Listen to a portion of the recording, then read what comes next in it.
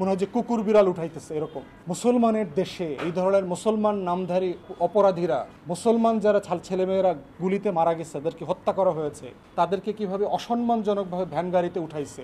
এরপরে শুধু সেখানে শেষ না, থানার সামনে নিয়ে এখানে আগুন জ্বালায় পেট্রোল দিয়ে লাশগুলো পোড়ায় দিচ্ছে।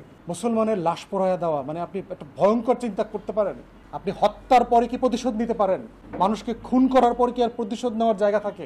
কেমন বাংলাদেশ এটা আমরা চাইলাম? কেমন প্রশাসন হয়েছে এটা? পশু পশু তৈরি হয়েছে।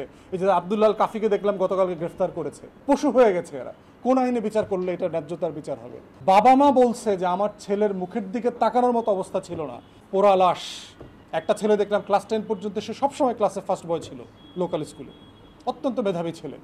তার বাবা মা দেখাচ্ছে যে কি পরিমাণ ট্রফি তাদের বাসার ওয়ার্ড্রপে ভরা, এই পুরস্কার এই পুরস্কার এই পুরস্কার সেই পুরস্কার নিয়ে আসছে।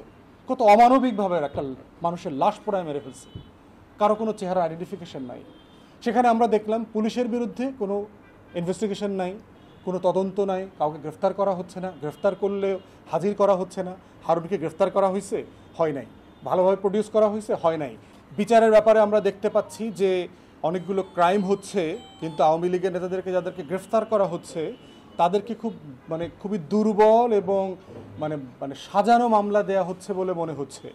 খুনের মামলা দেয়া হচ্ছে, সালমান এফ রহমান, আনিসুল হক, টুকু, পলক, এরাকে কেউ খুন করেছে প্রমাণ করা যাবে? আপনি ওবায়দুল কাদেরকে খুনের আসামি হিসাবে নিতে পারবেন, হাসান মাহমুদকে নিতে পারবেন, মাহবুবুল আলম হানিফকে নিতে পারবেন, নানককে নিতে পারবেন, মির্জা আজমকে নিতে পারবেন। সালমান এফ রহমান, দীপু মনির বিরুদ্ধে আপনি খুনের মামলা কিভাবে করবেন? প্র্যাকটিক্যাল না তো।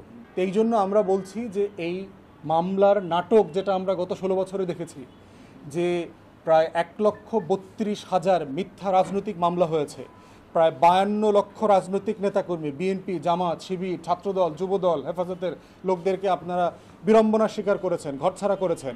এই ধরনের মিথ্যা মামলা আমরা দেখতে চাই না। এই ধরনের মিথ্যা মামলার ভবিষ্যৎ কি দেখেন? আজকে দিনে দিনে সব মামলা শেষ হয়ে যাচ্ছে না? আদালত থেকে প্রশাসনিক অর্ডারে জেলখানা থেকে বের হয়ে আসতেছে না? আপনারা কি সেটা চাচ্ছেন?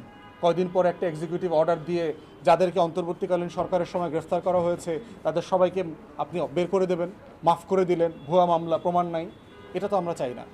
আমরা এই জন্য চাচ্ছি প্রশাসনিকভাবে খুব সিরিয়াসলি তদন্ত করে ন্যায্যতার ভিত্তিতে রাইট বিচারটা করা দরকার। যে যেটার জন্য যোগ্য, যে যেটার আসামি, তাকে সেটার আসামি করা দরকার।